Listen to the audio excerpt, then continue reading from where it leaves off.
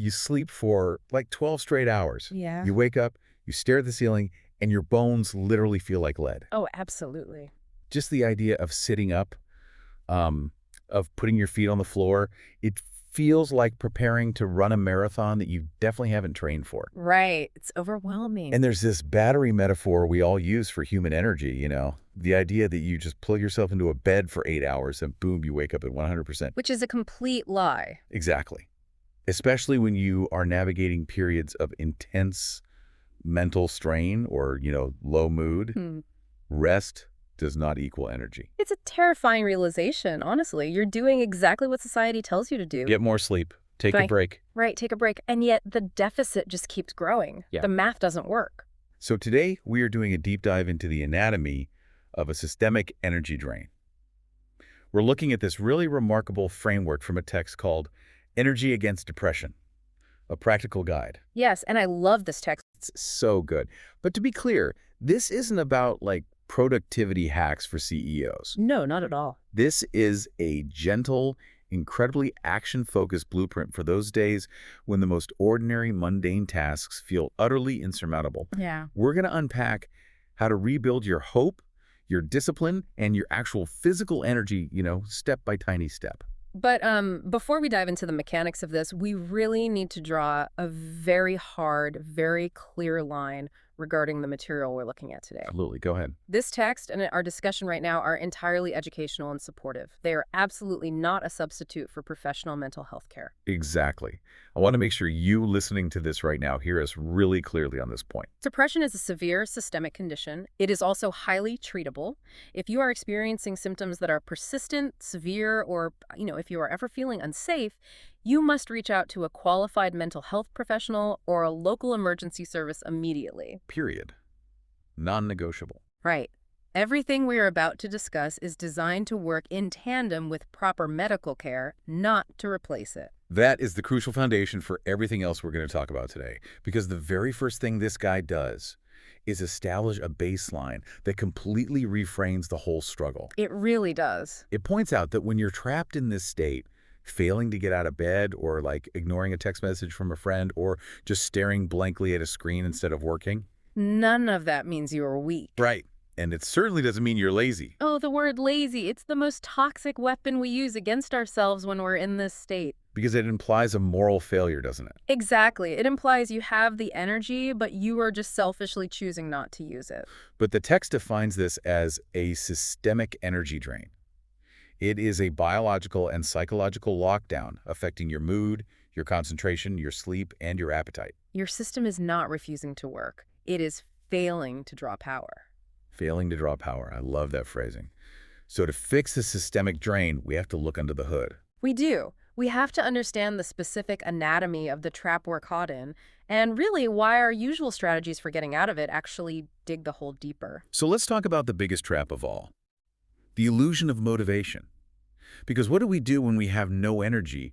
We sit around and we just wait for motivation to arrive. Right. We think, well, I'll do the laundry when I feel up to it. Which makes logical sense, I guess, if you're operating with a healthy neurochemical baseline. Sure. But the text maps out this vicious cycle that explains exactly why waiting for motivation is the exact mechanism that keeps you paralyzed. Walk us through that cycle. Okay, so it starts with a low mood. That low mood naturally depresses your nervous system, which in turn reduces your physical activity. That tracks. I mean, you feel terrible, so you just stop moving. You withdraw. But here is where the trap snapped shut. By reducing your activity, you are systematically starving your brain of rewarding experiences. Yeah, you aren't finishing tasks, so you get absolutely no dopamine from accomplishment. You aren't seeing friends, so you get no oxytocin from connection. You aren't exercising, so no endorphins. Precisely.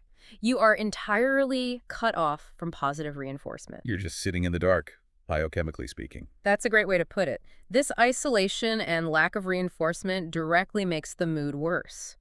And the worsening mood makes the prospect of taking action even harder than it was yesterday. The walls just close in, day by day. Until the paralysis is total. I was trying to visualize this while reading, And it reminded me of a car with a completely dead battery. Oh, that's a perfect analogy. Right, like you're sitting in the driver's seat, gripping the steering wheel, just staring at the dashboard, desperately wishing the radio would turn on or the engine would catch. But you can't just wait for a dead battery to spontaneously recharge itself. No, the car isn't going to suddenly find the motivation to start. You need an external jump start. And that illustrates the core fallacy perfectly. We are culturally conditioned to believe the sequence is motivation, then action. Like you feel inspired, so you write. Exactly. Or you feel energetic, so you go for a run. But this text insists that when you are in the energy trap, that sequence is biologically backward. Biologically backward. Yes, motivation does not precede action. Motivation follows action. You have to take the action first, generate some friction to create the spark that charges the battery. Okay, but wait, let me stop you there. Sure. Because if I am lying in bed and the idea of getting up to even stretch feels like climbing Mount Everest, it feels, frankly, insulting to hear, just take action. Oh, I know. It sounds so dismissive. It's like telling someone with a broken leg to just go for a jog. If I literally have no energy, how am I supposed to generate the spark? That is the million-dollar question. And it's where the author introduces a concept that genuinely changes the game. It's called the lowest useful step. The lowest useful step. Yes. The text says we have to radically, almost absurdly lower the bar. How low are we talking? Really low. If you cannot exercise for 30 minutes, stand up and stretch your arms. That's it. Okay. If you cannot study for your upcoming exam for an hour, study for 5 minutes. If you cannot clean your disastrously messy house, clear one single surface. And if you can't socialize? Send a 3-word text message. Just, hey, thinking of you? I have to be honest, when I first read that, my immediate reaction was deep skepticism. Oh, really? Wow. Because I was looking at this going, okay, my house is a literal disaster zone. There's laundry on the floor, dishes are piled high in the sink. If I just clear my nightstand, my house is still a disaster. Right. It feels like emptying the ocean with a teaspoon. Exactly. It feels totally pointless. How does clearing a 6x6-inch space actually help the underlying depression? It's the most natural objection in the world. But this is where we have to separate the logistical problem from the psychological problem. Okay, say more about that. The author isn't suggesting that clearing the nightstand is going to magically sanitize your entire home. The nightstand is actually irrelevant to the logistics of the house. Then why do it? I mean, what's the point? Because it's psychology of agency. Agency. Right. When you are in that descending spiral we talked about, your brain has entered a state of learned helplessness. It is fundamentally convinced that you have zero power over your environment. You're just a passive victim of your own fatigue. Exactly. So when you take the lowest useful step, when you clear just that one tiny surface, you are successfully interrupting the cycle of paralysis. Because you're providing physical evidence to your brain that it's wrong. Bingo. You are proving with undeniable, tangible evidence that you still possess agency. You had a thought, I will move this cup, and then you executed it in physical reality. And that's a big deal. It is a massive neurological victory. Right. You are restoring a tiny, vital sense of control. The text describes it as maintaining a connection to life. It jumpstarts the battery just enough to keep the engine from permanently seizing up. Okay, I see. So the value isn't in the clean nightstand. The value is in the cognitive shift from I can do nothing to I can do something. Precisely. But let's push into the reality of how we implement this. Because even a tiny task, like opening a laptop to work for 5 minutes, it can trigger a huge wave of panic when you're already overwhelmed. Oh, absolutely. The anxiety spikes. Right. So how do we start moving without immediately hitting a wall of anxiety and just giving up? That's where we have to look at how the brain actually processes threats and how we can systematically shrink the barrier to entry. Right, and the text introduces this idea of the microaction as an antidote. And the foundational rule is, when a task feels impossible, shrink it. Shrink it until it doesn't scare you. The author gives these stark contrasts. Instead of staring at your screen, paralyzed by the thought, I must finish my entire online course. Which is terrifying. All right, you consciously shrink it to, I will watch one single video lesson. Instead of, I must fix my entire chaotic life, you say, I will fold 3 shirts. It's a deliberate recalibration of expectations to match your current energy availability. And the mechanism for this is what the text calls the 10-minute restart. Yes, the 10-minute rule. Okay, let's unpack this. You commit to doing the shrunken task for just 10 minutes.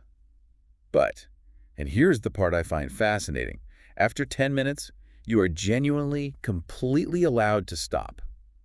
That explicit permission to stop is the linchpin of the whole strategy. It is the only reason it works. But let's be totally honest here. Mm-hmm. If I say, I'm only going to work for 10 minutes, but I secretly know it's just a productivity trick to get myself to write a 3-hour report. Your brain knows you're lying. Exactly. Yeah. I know I actually want the whole report done. Hmm. How does this trick actually bypass the threat response if my brain knows it's a setup? That is exactly why it cannot be a trick. You have to honor the contract with yourself completely. So I have to actually be okay with stopping. Yes.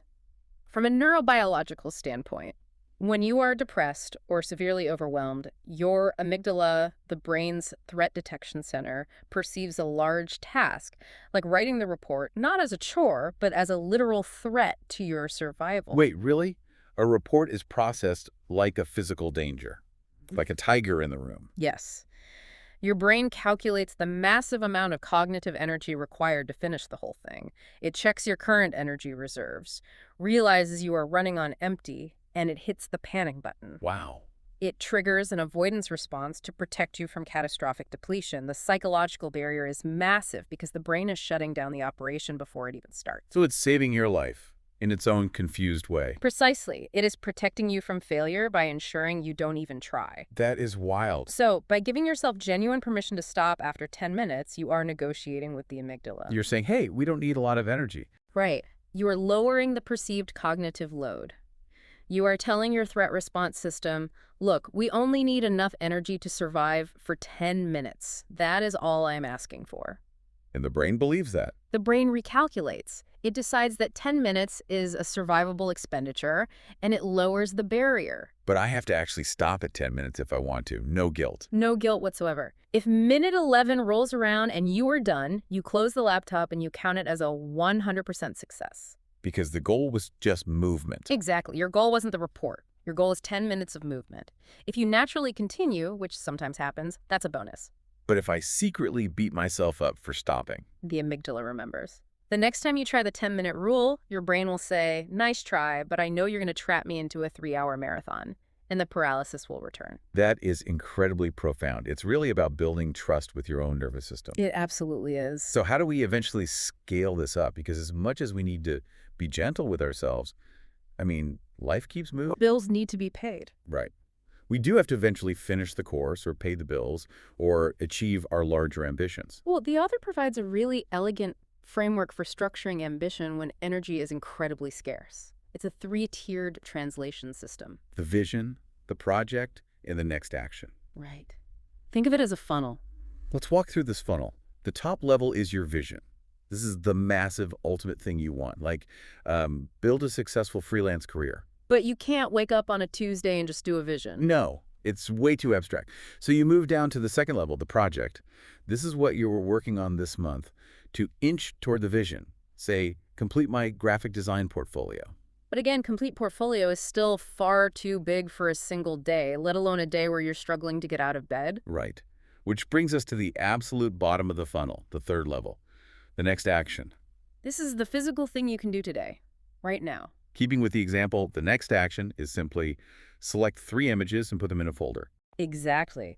What this funnel does is it captures the broad, overwhelming aspiration and distills it down into a highly concentrated, entirely manageable drop of execution. And the key takeaway here, and this is something the author emphasizes heavily, is that your daily target, that next action, must be small enough to complete on a bad day. Yes, on a very bad day. Not the day you drank 3 coffees and feel like a superhero. Not even an average day. It has to be doable on a day where everything hurts and the sky is falling. And that's because of the principle of consistency. There's a line in the text that we really have to highlight. Consistency matters more than occasional heroic effort. Consistency matters more than occasional heroic effort. We really love to glamorize the heroic effort, don't we? Culture is obsessed with it. The 3 a.m. cram session, the sudden burst of manic productivity where you clean your entire house top to bottom in one afternoon. We celebrate it. Yeah. But when you are recovering from a systemic energy drain, those heroic efforts are actively dangerous. Dangerous. How so? They are the boom and bust cycle in action. You use up every drop of adrenaline and cortisol you have left, and you crash so hard you might not recover for 2 weeks. I see. Consistency with micro actions, selecting those 3 images every single day, no matter what, builds a stable foundation. It proves to your brain that you are reliable. So we've talked about shrinking the psychological barriers. We've figured out how to trick, or rather negotiate, with our amygdala. Yeah, But we are biological creatures. very much so. You can have the best cognitive strategies in the world, but if your physical battery is at absolute zero, you're not going anywhere. The mind and the body are not separate entities. You simply cannot outthink a physiological deficit. If you have no raw materials to make neurotransmitters, no psychological hack is going to save you. Which is why the next phase of this guide gets incredibly grounded. We have to rebuild the physical machine, have to establish baselines and environmental boundaries. Yes, and the text introduces this concept of the minimum day. The minimum day. I want to really dig into what a minimum day looks like, because that sounds incredibly basic, almost patronizingly simple, until you've actually been in the depths of depression. It's your safety net. It's what catches you when the complex systems fall apart. The text outlines these non-negotiables. Wake up, wash, eat something nourishing, drink water, get daylight, move briefly, complete one important task, connect with someone. Let's break down why these specific things are non-negotiable from a biological standpoint. Yeah, let's take getting daylight, for instance. Just opening the blinds sounds like a trivial task, but when you are depressed, it feels like moving a boulder. Why is the text so adamant about it? Why not just turn on a lamp? Because of your circadian rhythm. When natural sunlight hits your retina in the morning, it sends a signal directly to the suprachiasmatic nucleus in your brain. The super what? Suprachiasmatic nucleus. It's basically the brain's master clock. That sunlight signal immediately halts the production of melatonin, the sleep hormone, and triggers a pulse of cortisol, which is the biological engine of alertness. Okay, so if I stay in the dark, When you stay in a dark room all morning, your brain literally does not know it's time to be awake. You are swimming in residual sleep hormones all day, which exacerbates the lethargy. that makes so much sense. It's literally a mechanical switch you have to flip. Exactly. What about washing? The text says wash, which could mean a shower or just splashing water on your face. Washing is a sensory reset. Depression often comes with a feeling of being physically bogged down, almost like a dissociation from the body. Like you're trapped in your head. Yes. The temperature change of water on your skin forces your nervous system to ground itself in the present physical moment. It shifts you out of your head and into your physical shell. That's fascinating. Now, the text actually maps out how to structure these minimal tasks chronologically throughout the day. Which is vital. Right, because when your energy is low, just making a decision about what to do next can cause a system failure. Decision fatigue is a massive energy drain. Having a predetermined structure removes the friction of choice entirely. So the morning flow. Consistent wake time, daylight, washing. And this is huge. Avoiding endless scrolling on your phone the minute you open your eyes. This is critical. When you wake up, your dopamine system is incredibly fragile. Fragile. Yes. If the first thing you do is open a social media app, you are hijacking your brain's reward circuitry with high-intensity, algorithmically optimized stimulation. You are blowing out your dopamine receptors before you've even had a glass of water. Wow. We'll dive deeper into the phone issue in a second because it's huge. But let's look at the rest of the day's structure first. Okay. After the morning routine, you have the work block. Just 20 to 30 minutes on one priority, then a break. That's the micro-action we discussed scheduled in. Right. Then movement and connection. Gentle stretching or a short walk, and speaking with someone you trust. Notice this says gentle movement. We aren't talking about a high-intensity interval training session. Exactly. Just moving the blood around. Yeah. And finally, the evening flow. Reducing screens, aiming for a regular bedtime, and I love this part, preparing tomorrow's first task. Preparing the task the night before is a gift to your future self. It really is. It means tomorrow morning, when you are groggy and your willpower is at its absolute lowest, you don't have to decide what to do. You just execute the plan you already made. Now, I know what you're thinking if you're listening to this. You're probably thinking, okay, I'll try this structure. But what happens on day 3 when I completely fail and sleep until noon? The author anticipated this perfectly. There is a vital caveat in the text. The system should be flexible. Missing one day is not failure.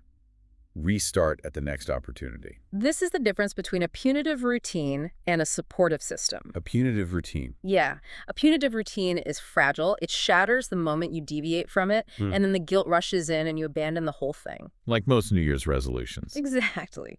But a supportive system expects failure. It assumes you will have bad days. It just provides a blueprint for how to resume when you are ready. You aren't a bad person for missing the morning walk. You just missed the walk. Take the morality out of it. It's just data. But speaking of things that derail our days, we have to address the elephant in the room.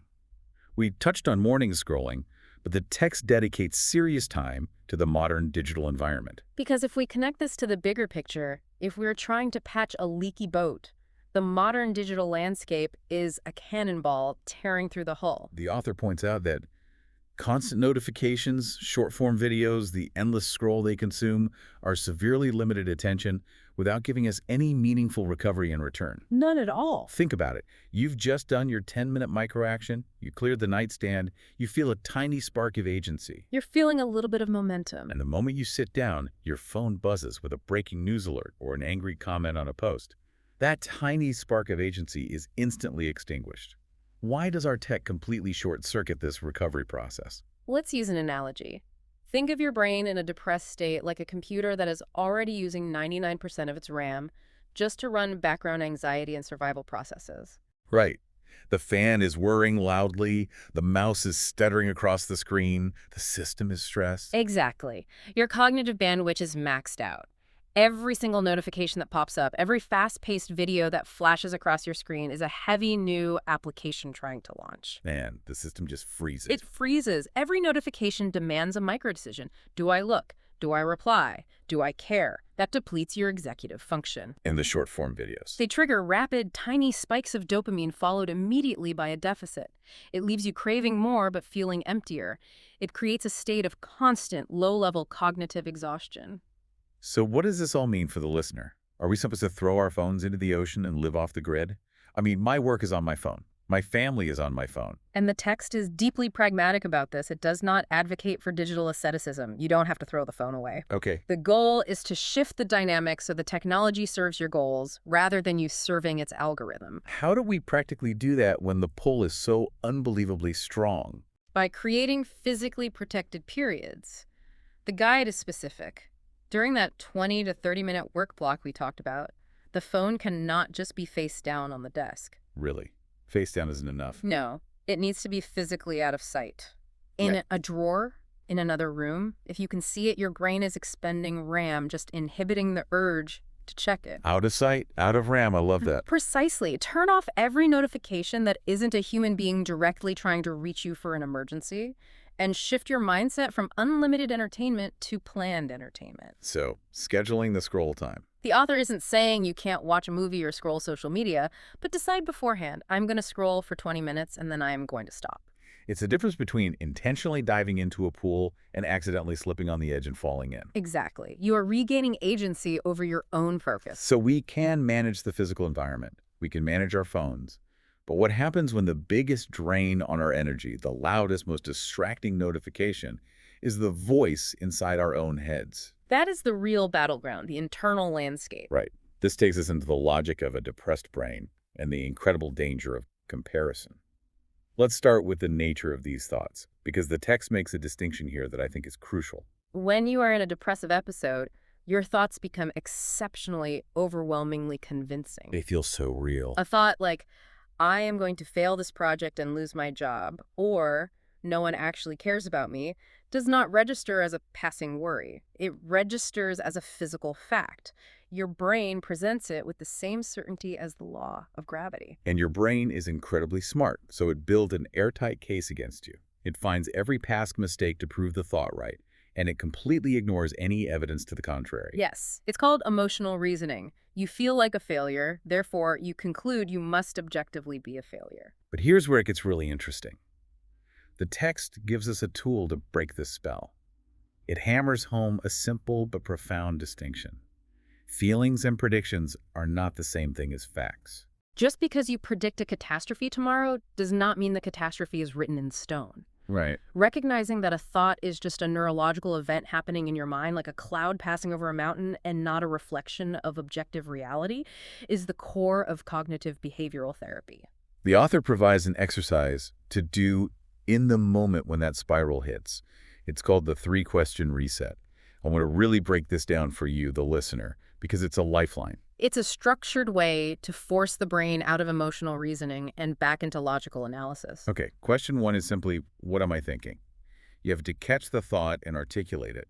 Not, I feel bad, but specifically, I am thinking that because I didn't work out today, I am going to be out of shape forever. You are dragging the monster out of the unconscious shadows and into the conscious light. Question two, what evidence supports this thought and what evidence does not?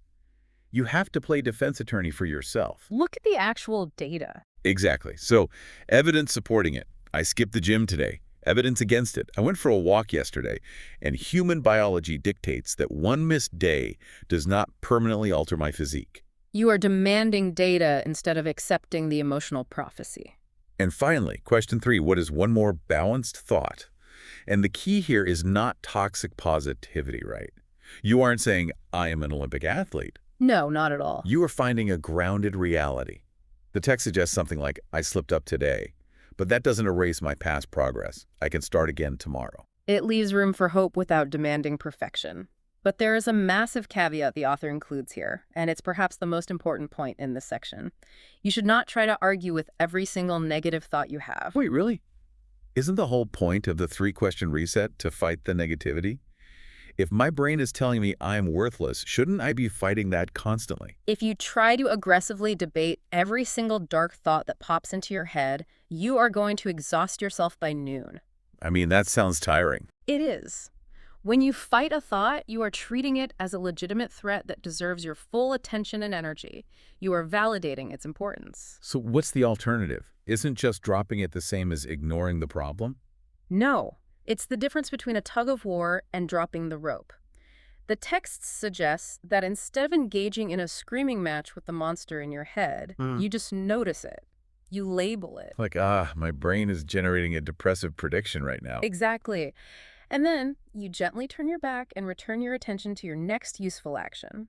The monster might still be yelling, but you are no longer pulling on the rope. You are starving the thought of the energy it needs to sustain itself. Drop the rope. That's a powerful visual. Just let it yell while you go fold the laundry. Exactly. Now, there's a specific type of thought the author singles out as particularly devastating, and that is comparison.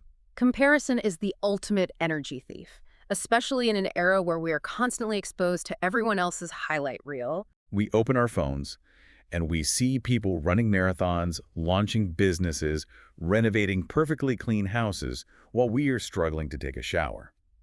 But the text explains why this comparison is logically fundamentally flawed. It is an asymmetrical comparison. You are comparing your unedited, messy, exhausting behind-the-scenes footage with someone else's carefully curated, heavily filtered highlight reel. You don't see their advantages. You don't see the nanny or the generational wealth or the supportive partner or the years of failure it took to get there. You just see the result. And more importantly, you don't know their internal landscape. The person running the marathon might be running from an anxiety disorder just as painful as your depression. Wow, that's true. Comparing your chapter 1 to their chapter 20 is a guaranteed way to induce despair. So the author offers a new, healthier metric. The only entity you are allowed to measure yourself against is your previous self. You ask entirely different questions. Right. Like, did I take one more useful action today than I did yesterday? Did I recover from that negative thought spiral 5 minutes faster this time? Did I keep one tiny promise to myself, like drinking a glass of water? It shifts the locus of control inward. You cannot control the marathon runner on social media. You can control whether you do a 2-minute stretch today. And relying on this internal metric requires a profound amount of patience. Which leads us to a quote from the text that I think needs to be written on a sticky note on every mirror. Progress is often invisible before it becomes obvious. Progress is invisible before it becomes obvious. That is so important. Think about what that means. You are clearing the nightstand. You are dropping the rope with your negative thoughts. You are getting your morning daylight. You are doing this day after day, and it feels like absolutely nothing is changing. You still feel heavy. You still feel tired. The progress is completely invisible. And then, one day, you look up, and the house is clean. You finish the project. You realize you haven't had a depressive crash in a month. It suddenly becomes obvious. But the structural integrity of that recovery was built during the invisible phase. If you stop laying the bricks because you can't see the whole house yet, you never get to the obvious part. It's profound. So we've covered the internal systems. Managing the thoughts, dropping the rope. We've covered the external systems, the micro actions, the minimum day, the digital boundaries. Right. We have the tools to survive a 24-hour cycle. But to truly rebuild, to scale this up and climb out of the hole permanently, we have to look at a longer timeline.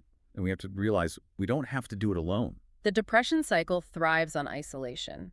It convinces you that you are a burden, that no one understands, and that you have to fix yourself in secret before you are acceptable to society. Which is a lie. A total lie. Breaking that specific illusion is mandatory for long-term recovery. Which brings us to the final major phase of this guide, expanding the circle and scaling up over a 30-day timeline. Let's start with the support network. The author makes a gentle but firm demand here. You must choose 1 or 2 trustworthy people in your life and tell them what is happening. And the beauty of the text's approach is that it removes the pressure of articulation. It explicitly states that you do not need a perfect explanation. No, you don't. You don't need a PowerPoint presentation detailing your psychological state. You can literally just say, I am having a really hard time right now. My energy is completely gone, and I am struggling. There is immense power simply in vocalizing the struggle. The moment you say it out loud to another human being, it loses some of its terrifying mystique. You pierce the bubble of secrecy that depression requires to survive. And this ties back to our disclaimer at the beginning. Professional help is part of this network. A doctor, a therapist, a counselor.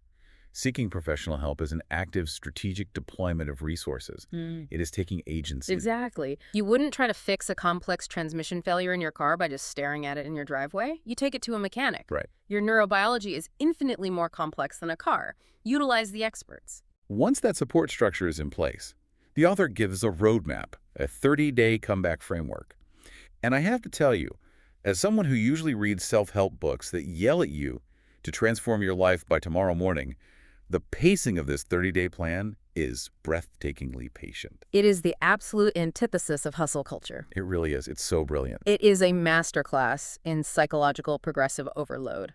Just like a physical therapist wouldn't ask you to deadlift 200 pounds the day your cast comes off, this framework slowly conditions your central nervous system to handle load again. Let's break this month down week by week, because the restraint required is fascinating. Week 1. Days 1 through 7.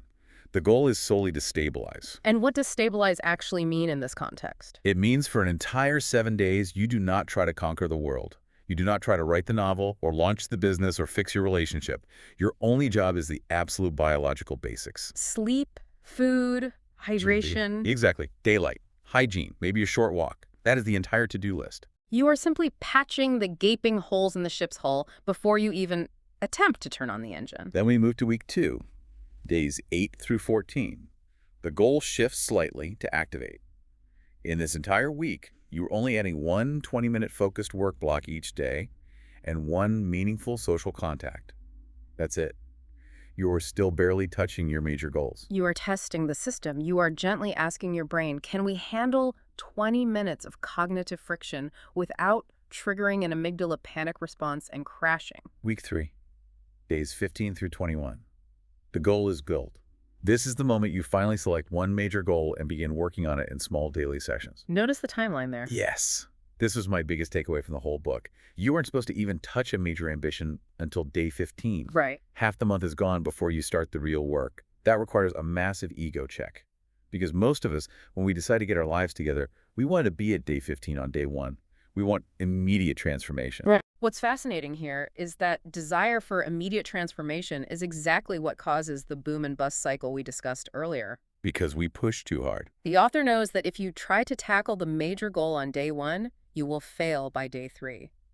This framework forces you to build the capacity for the work before you are allowed to do the work.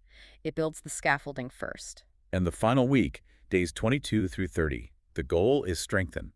You look back at the month, you see where the friction was, you refine your routine, and you solidify a sustainable weekly rhythm. But the true genius of this chapter is the metric it gives you to evaluate the 30 days. Yes, read that quote. The text explicitly states, Do not judge the month by whether you felt motivated every day. Judge it by whether you kept returning to the process. Let's let that sink in. Judge it by whether you kept returning. It changes everything. It really does. It means if you have a terrible, dark, exhausted Tuesday where you feel like a total failure, but you manage to drink a glass of water and stretch for 2 minutes, you succeeded. Because you didn't abandon the system. You maintained the tiny, fragile thread of consistency. You proved that a bad day does not equal a permanent surrender. Which brings us perfectly to the ultimate conclusion of our deep dive today. If you follow this 30-day plan, if you practice the lowest useful step, if you honor the 10-minute rule and build your minimum days, it fundamentally alters your entire paradigm of achievement. The final lesson of the text is about a new definition of success. In our broader culture, especially when we are operating at full capacity, success is defined by intensity and output. How high is the peak you climbed? How much money did you generate? How fast did you run? But this guide offers a much more compassionate and, frankly, more sustainable definition. It argues that success isn't always intensity. Sometimes success is simply recovery. Success is patience. Yes. Success is the quiet, deeply unglamorous act of waking up after a day where depression beat you down and choosing to clear the nightstand anyway. It's the realization that building slowly is still building. The ultimate goal here isn't to turn you into a relentless, hyper-productive robot that never feels sadness or fatigue. That is a biological impossibility. We aren't machines. The goal is to become a person who knows how to care for themselves when the inevitable drop in energy occurs. A person who knows how to regulate their attention, how to ask for help without shame, and most importantly, how to keep going after a setback. A resilient life is not built through perfection. It is built through ordinary, sometimes mundane actions, repeated over and over again, especially when it's hard. To leave you with something immediate and actionable, something you can use the moment this audio ends, I want to run through the quick daily checklist the author provides at the very end. These are the tangible anchors of the minimum day. Here is your checklist. Wake and sleep at a reasonably consistent time. Drink water, eat a nourishing meal, get natural daylight in your eyes, move your body for just a few minutes. Complete one small, useful action. Spend a moment with a real person. Limit your doom scrolling. Write tomorrow's first task down tonight. And finally, before you sleep, actively notice one thing you did well today. It is a gentle blueprint. It asks for consistency, not heroics. It really is. As we wrap up this deep dive, I want to turn it over to our expert to leave you with a final thought. Something to chew on as you step back into your day, building on what we've unpacked about the invisible nature of progress and the reality of rebuilding yourself. We talked heavily today about how the goal isn't to be a flawless machine, but rather to learn how to repair your own engine when it inevitably stalls. Right. I want you to consider a potentially radical idea. What if the harrowing, exhausting experience of this energy drain and the meticulous, frustratingly slow process of rebuilding your life step by step actually equips you with a profound level of self-mastery? Self-mastery. Think about it. Someone who has never lost their motivation, who has always just coasted on natural energy, doesn't know how the engine actually works. They've never had to take it apart and rebuild it in the dark. Wow. The very process of crawling out of this trap, of learning to operate when the battery is completely dead and the amygdala is screaming, might be exactly the training ground that makes you resilient to being kept down by it in the future. The breakdown is the prerequisite for the mastery. The breakdown is the training ground. That changes the entire narrative from victimhood to empowerment. Thank you so much for joining us on this deep dive. Remember, you do not have to fix your entire life today. Take a breath, find your lowest useful step, and just choose one small action. We'll see you next time.